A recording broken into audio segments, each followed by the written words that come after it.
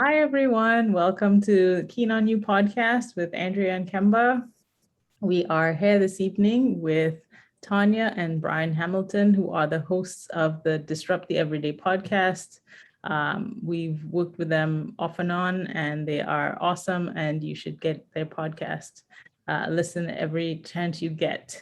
Tonya and Brine, can you just introduce yourselves a little bit? Tell us about you. Yeah, for sure. So I'm Brine Hamilton.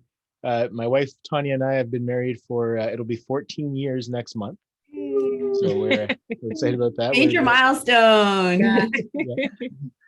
And we are the parents of 4 kids. And yeah, like you said, we host the Disrupt the Everyday podcast. I also host a couple of other podcasts that are specifically related to the field that I spent 15 years in, which is healthcare security. And aside from that, I work full time with Omnigo Software as a system engineer. And Tonya, if you want to take it from there. Sure. So yes, I am home right now this summer. I am off work, but typically I have a home daycare and I'm full time with that. And yeah, we have a lot of stuff on our plates right now. But the one thing that I find works is we're really good at saying, you're good with this task, you take it. And you're good with this, so you take that. So we're pretty good at balancing it all and delegating. Yes. And making it work. And yeah, that's us. Awesome. Well, Brine, we just learned something new. So you do have other podcasts that you do, which is awesome. So I guess it helped with building your own. The one that you've built, though, is for you and Tonya to sort of what was the purpose and the function of the Disrupt the Everyday? Yeah, so well, I guess to kind of circle back, so I started my first podcast, the Healthcare Security Cast, again, focused on healthcare security, at the very end of 2019.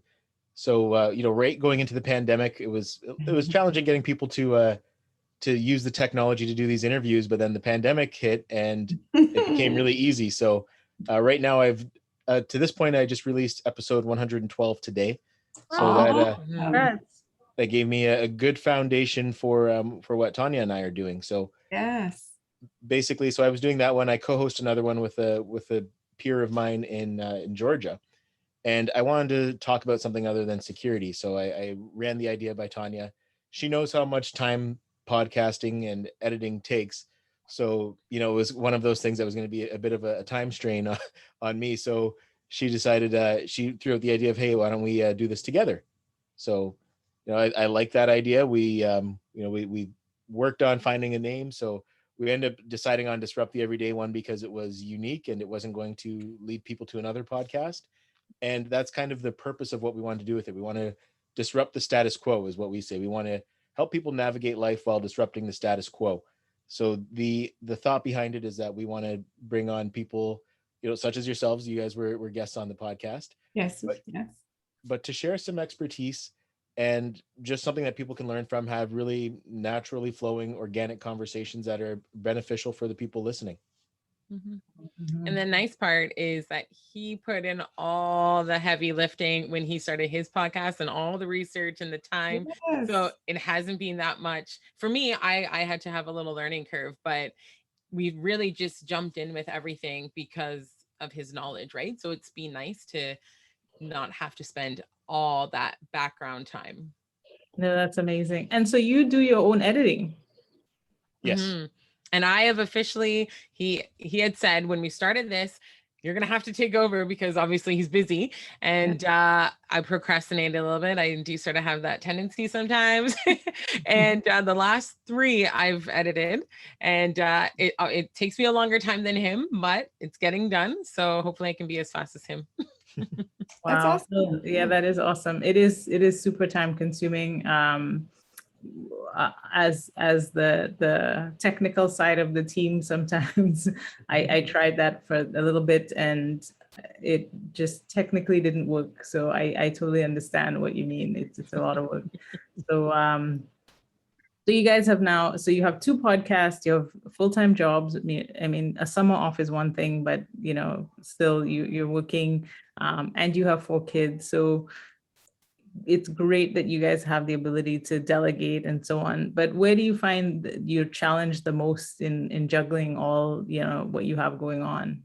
And is it 2 podcasts or 3? It sounded like you had 2 business related, Right. Yeah. Yeah, so Brine, and one I have personal with you and your wife, Tonya. yeah, so I have 3, and then I guest host another one for a company in the US, Yes. and maybe guest hosting another one as well. So we'll see if that one comes to fruition. Wow. You're not doing all that. You're a editing. serious podcaster.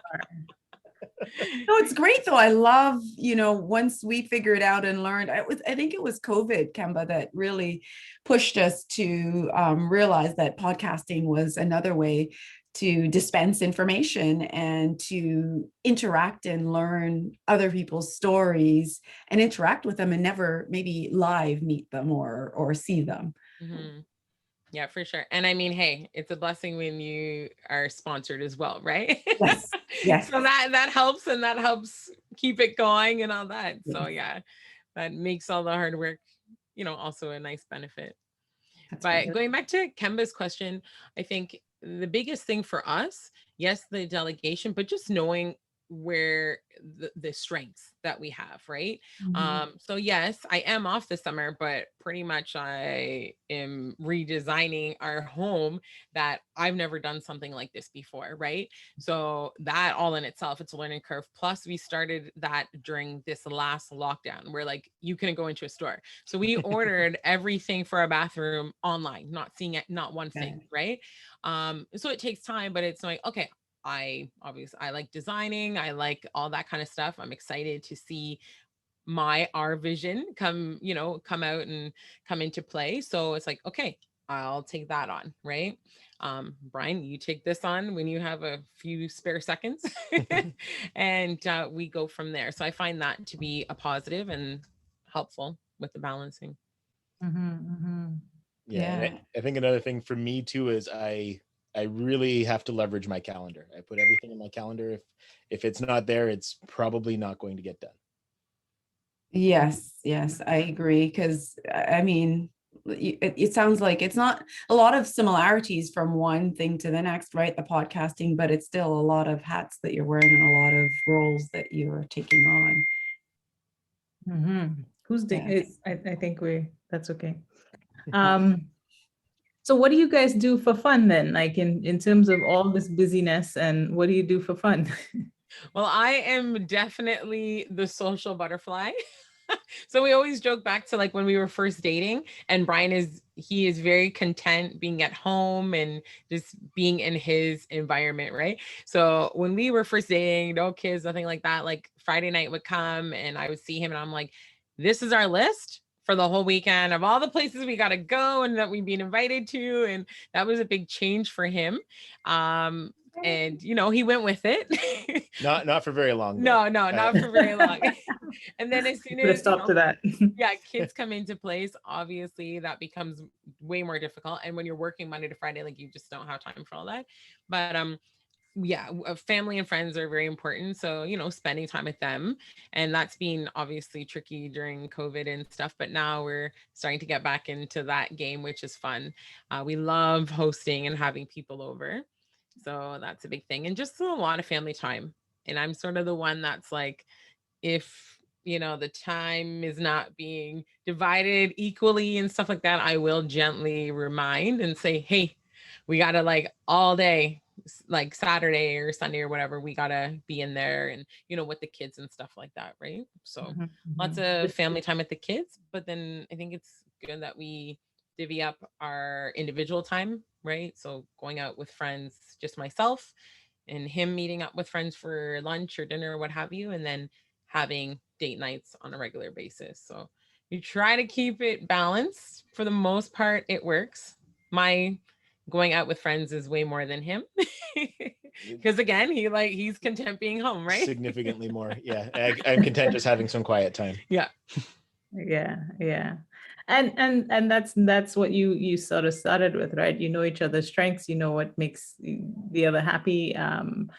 Brine, I'm sure if you were out as much as Tonya, you'd be like, no, Too much. So Yeah. you wouldn't love it. So that's good that you guys support each other in that way. Mhm. And so have you I know how we met because we were talking about investing, and you came on and sort of started learning with some of what we're doing. Mhm. What about that aspect of things in terms of your investing, and even that's a big job to take on something like that. So how do you fit something extra in when you're already so busy?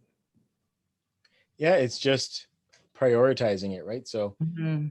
again, everybody has the same 24 hours in a day, and it's just in how you use it. So again, that that's been it's something that we've been really putting a lot of work in on, just setting up these virtual tours, because all the places that we're looking at right now are out of the province. So setting up these virtual showings, connecting with the agents in these different cities, and so doing all of that. Again, it makes it a little bit easier just doing all of it through email, so that that makes it a little bit easier. You can passively respond when you have time. So Mhm. that's been helpful, but yeah, it's still challenging nonetheless. But again, it's a priority for us, so we're just, I guess, kind of making it work. I have a coach who said to me, "I see you as a guy who builds the car while you're driving it," right? So, and that's kind of who I am, and that's kind of how we've been as a Yeah. couple as well. Like, we just, okay, we want to do this, we don't know how to do it, but we're just gonna we're going to do it. If it doesn't work, we'll go back to the drawing board and try again. So Mhm. that's Mhm. kind of how it's been. Yeah, that we sort of, that's just how we do things. And hey, sometimes I don't think necessarily premature, but sometimes it's like you just got to jump and give it a try, right? You do your research, you do all the background information stuff, and y- jump in and see what happens. But So what- this is definitely Brian's project, baby. I had to hand that's one of the things I was like, I actually can't take on anymore right now, because I got to make sure, like, I have flooring here for when the reno team comes. And the other day I forgot to order a faucet from Amazon. So then out I run to Home Depot, and it pained me so much to pay like almost $300 for a faucet when I could have got one on Amazon, right? And it's just that I missed that when I was ordering things, and it's too much. So I was like, you're gonna do this. Let me know when you have we both know what it is we're looking for. Let me Yeah. know when you have something scheduled, and I'll come down and I'll check it out. But for the most part, I'm passing this one over to you. Mhm.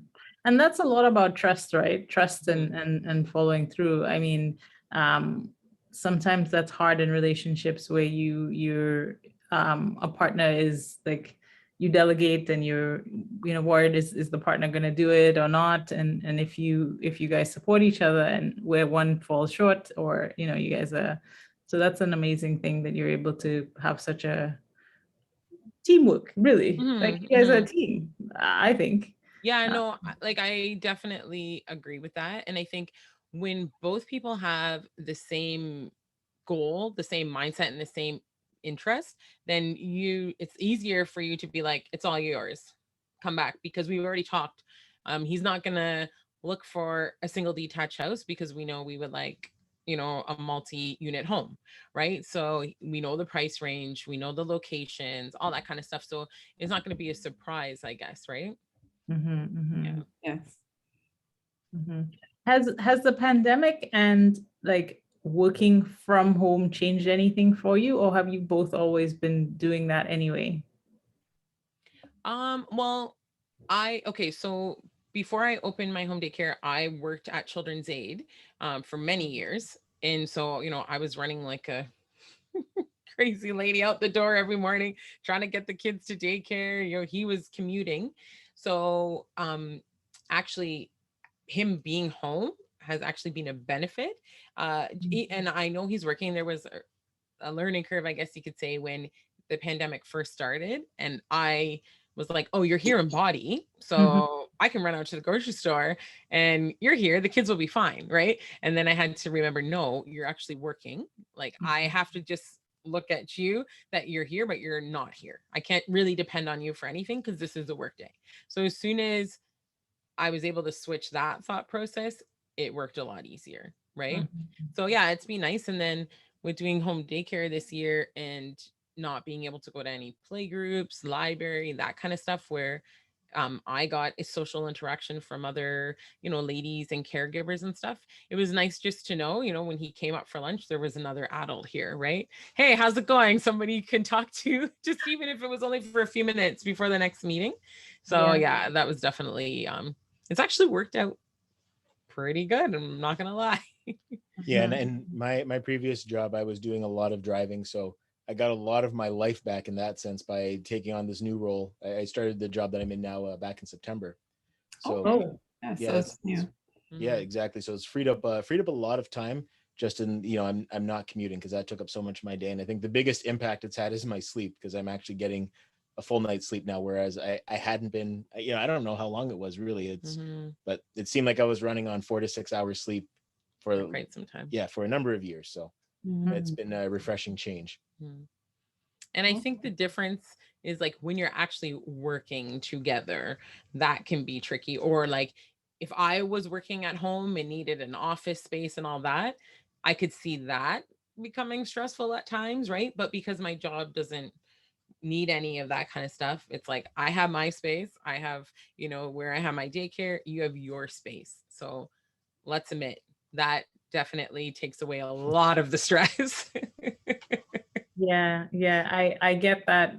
My husband is now back at work full time. Now he's back to his commute and so on.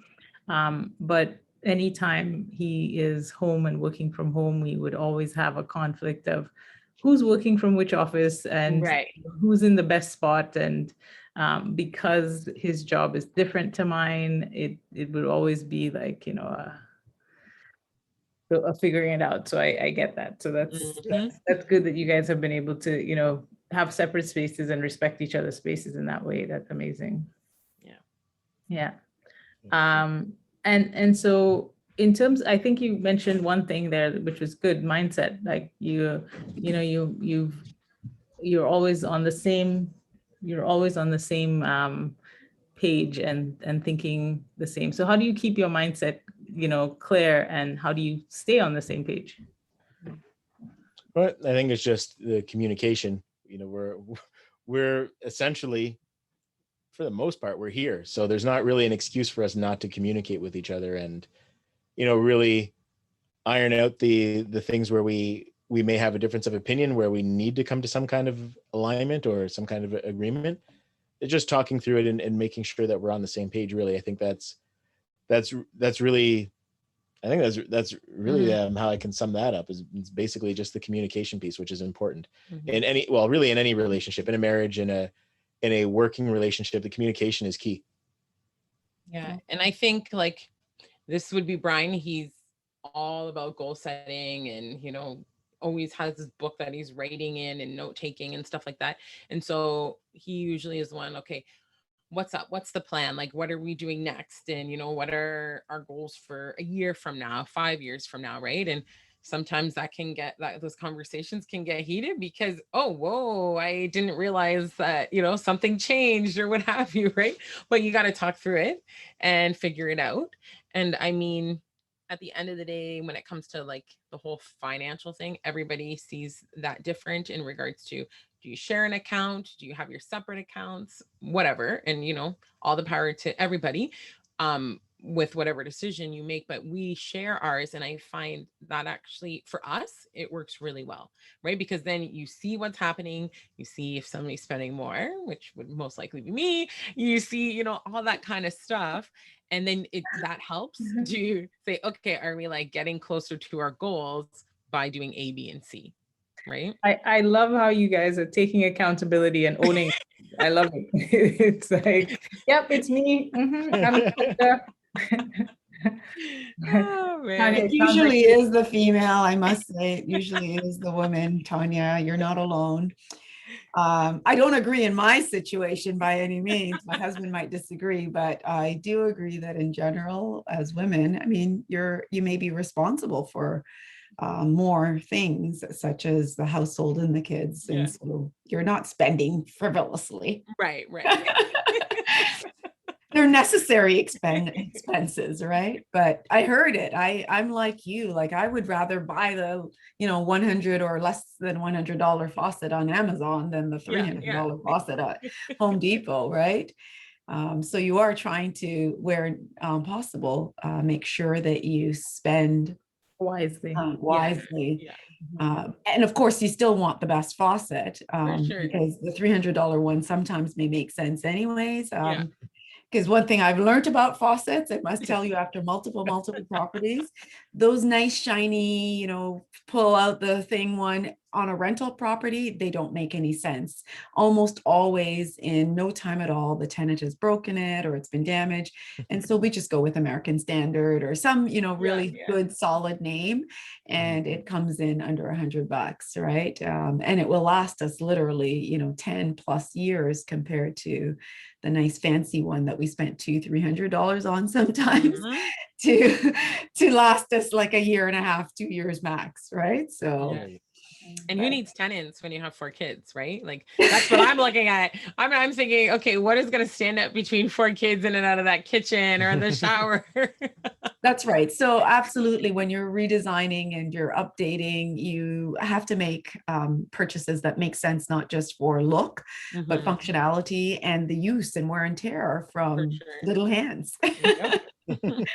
And maybe not even just that the hands are little, because I find even with my husband, he's a little bit more rougher on things than I am. And so absolutely, things just tend to wear down a little bit faster with 4 hands, like instead of 4 sets of small people. Oh yes. Yeah, absolutely. So that's awesome. You guys are, I think, inspiring a lot of people with your podcast, and you're inspiring us for sure. I love the topics, the what you come out with every week. I think that's great. I've been taking notes while you're talking, and I definitely think you have tips for couples. And if you mind, I could read my notes out just to share what you guys have come out with, because you guys. So is this our recap and tips to take away? Yes, I'm gonna do it for you. Emma's gonna do it for you. No, and you can tell me if I missed it, but you guys are great at delegating. You know each other's strengths. You're good at prioritizing, what needs to happen. And you like to jump in, which I thought was awesome that you said that. You don't waste time with just action takers, right? Which is beautiful. And then I like the driving the car while building it. That's all tied together. Nice analogy. And you goal set and you communicate, which is just phenomenal, because that's a lot of where relationships break down and people get frustrated and everything gets, you missed a really good one too, Kemba, that they spoke of how they manage their finances together, which honestly, Brine, and Tonya, I totally agree with you. You do it any which way that works for you, but I agree in my household as well. I find that it works, that it's together. And yes, it means that there's a little bit more eyes on what each of us are doing, but it's almost accountability for each, so that we do stay on track for our goals and hit those targets. That in my scenario, I know it's me keeping it. I hear it sounds like Brine is kind of helping you, Tonya, stay on track and writing them down. But the finances is a huge part of the success that I think you're seeing and we're seeing. No, I do agree. And disclaimer, like, obviously we are not perfect. That sounds really great, right? But yes, I think the main thing, and believe me, we've learned as we went, right? Like if you would have talked to us, okay, so our twins are 9. So going back 9 years ago, that was like absolute mayhem of a year, right? And I learned not because of the twins, it was before the twins, because that could have been mayhem too. Sorry, or like being pregnant, and then once we had them, and it was, you learn as you go. You don't want to offend your spouse. You don't want to make them mad because, oh God forbid, you feel like it's the end of a marriage. But I've learned, I've even, I guess you could say, evolved, where if there was something that was bothering me, at some points it'd be like, you never, whatever, or what have you. But now I've learned to switch things around of, hey, okay, you know what, like and it's also the tone that I've learned too, right? Like having a social work background, you would think I would know this, but it's different when it comes to your own marriage and relationships. But like when you find that things work a lot better when you come at it from like a gentle standpoint of, hey, you know what, like the last couple nights you've worked a little bit later and you haven't been upstairs for dinner, it's remember, like that's something that's really important to us and a value in our family. Like, can you try to make that a priority the rest of this week, right? Compared to, you haven't been upstairs for dinner, where are you, blah blah blah, because that's not going to get you anywhere. I learned that really quick, right? So we've definitely grown over the time, but once you figure out like a good groove, I find that definitely helps, right? Right. And I think the value in what you said there too is that one thing that a lot of people will quickly overlook, but just the value in actually staying together and working through the tough times. Because even when you look at it from a financial standpoint, the people who tend to do better financially are the people who stay together for a long time, right? Absolutely. If we look at where we were when we got married, or even when we met, I was working as a security guard, in a basement apartment with my Toyota Tercel that I had to make hand signals in because the indicators didn't work, making $11 an hour, right? But so that's where we kind of started when Tonya first met me. I was in that basement apartment. I had a futon. I had a TV from an abandoned electronics store in the mall I worked at that was sitting on a box. So, we've come a long way from that, but it was just because, we stayed together. I think if our marriage had ended at any point in the last 14 years, I don't think either of us would be in the position we are now. That would be a big strain. I think people overlook that, and our society has made it so easy for people to give up on a marriage and really paint this picture that the grass is going to be greener on the other side. And I think there's a little bit of mistruth there as well. So I just think there's a lot of great value in staying together and building something with somebody. And marriage is, again, it's never going to be perfect. Yes. You have two imperfect people just trying to do the best they can.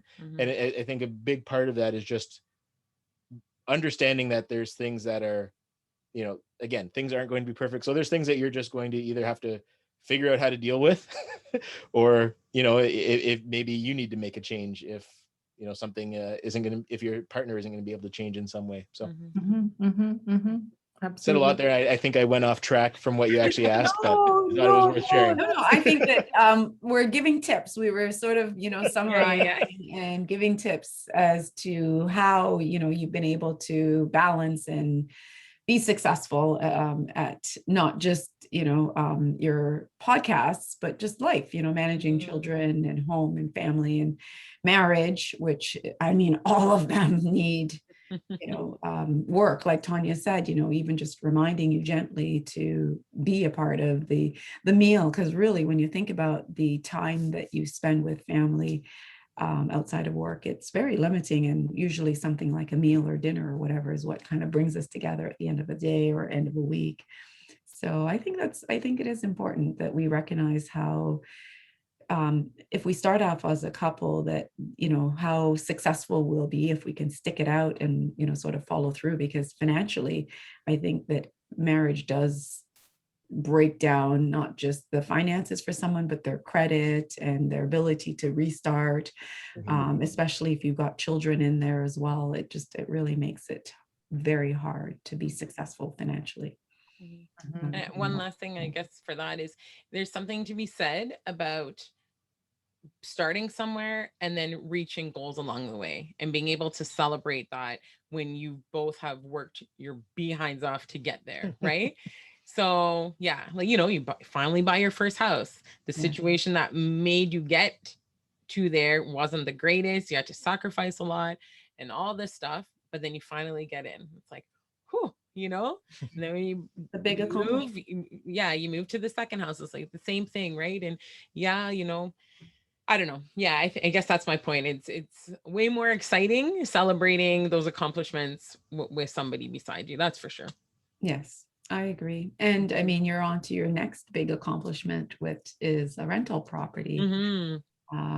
And that's going to be I know that you have so much more strengths and skill set and finances that you're bringing to this, so it makes it more attainable, but even the success of it is still just as big and as important as that, big hurdle the first time around. For sure. I think because there's just all these other new, right, with respect to a rental property, even I think we said out of province, right? Yep. So it's definitely not like next door or in the same No. city. So yeah, so I think you're right. These are like amazing tips to share with people and to remind people of too, right? Stay together. Yeah. Especially I think in our community, especially in, Black and Caribbean, I think it's so important for us to really keep that in mind that, it's not easier and greener on the other side. For sure. Absolutely. Well, guys, I think you guys were very open and sharing a lot of, amazing tips, because like you don't always get to see inside someone's marriage. I mean, there's all these, reality shows that I think are over exaggerated about what everyday people go through. But I do think that, what you've shared is very helpful to hear. And I hope we have a few male listeners. We definitely have, the women, because that's who our listeners generally are. But to hear couples and how you can learn from what other people are doing and how they're managing and balancing it all. Because sometimes, and especially through the pandemic, it was like a lot, a lot. And I know I haven't heard it much lately, but there was a lot of talk of marriages breaking down during the pandemic, where people just couldn't take it. They hadn't seen their spouse in years. And now they were That was too much. What? All of a sudden. I liked it before. Yeah. It did become not even just because you were seeing them more, but just because you were so in such tight quarters. And like you said, Tonya, too, it was nice having Brine to come up and sort of interact with you outside of the kids. It's a different interaction. But it's also different to always be around the same person all the time. And for some people, the space was too small. Yeah, no, for sure. And then you add in like financial stress to that. Yes. Right. Yes, like all those different stressful factors that definitely just makes a snowball of a potential disaster. Right. So, yeah. But we're on the up and we're on the out. So if you've made it this through, you might as well get this far. You might as well keep going. Just keep going. Yeah, absolutely. So guys, as we're wrapping up, can you tell us like how would you like people to reach out to you? How would you like, follow, share? Yeah, so I guess the best way to reach out to us, both of us are on LinkedIn. So it's Brine, Brine Hamilton. So I'm the only Brine Hamilton on any social media platform, really. So I'm easy to find, and Tonya, Tonya Hamilton, just the way it sounds. The podcast is Disrupt the Everyday. If you just do a search in any podcast catcher, or again on LinkedIn, we have our page for the podcast, disrupttheeveryday.com. So it's really easy to find, but yeah, if best way to reach out to us is probably LinkedIn. I'm pretty active on there, and if you add me as a connection, if you send me a message, I'll get back to you at some point. It may not be right away, but I will respond. Nice. Okay, that's awesome. And do you usually, in terms of just guests, do people reach out to you to be a guest, or do you usually select who you want to be guests? No, it's been nice. Like when we first started, I did a lot of background research and stuff like that. But now I'm still doing that. But we've actually got a few referrals in the last little while of people who would be great guests on our show. So that's been great. And we do have a spot on our website where you can fill out the information, and also just send us an email or a DM message, whatever, and we'll get it. And we love to chat. I think like that's been actually one of the really neat aspects of the podcast is the connections we made, right? Like even meeting you two, you go into it thinking you're just going to have a conversation, spend 45 minutes to an hour, and it's continued, right? And that's been that way for actually quite a few of the guests that we've had on, and we've learned so much from them, right? So it's been a win-win, really. That's good. I agree. It gives you an opportunity to make new friends and new connections and build relationships. For sure. Absolutely. Yeah. yeah, it's been a good mix of people reaching out to us and us reaching out to individuals. So either one works if if you have something to share, which I think pretty much everybody has does. something. Okay, awesome. Well, thanks for coming on. Andrea, why don't you share how everyone can reach us? Yeah, so thanks everyone for joining us today. Brine and Tonya, you did a fantastic job and sharing and getting real personal, and I love that. So we can be found on Instagram at Keen on You, and that's Keen, Kean, or you can visit our website at www.keangroup.ca. And of course, we're on all other social platforms. Awesome. See you soon.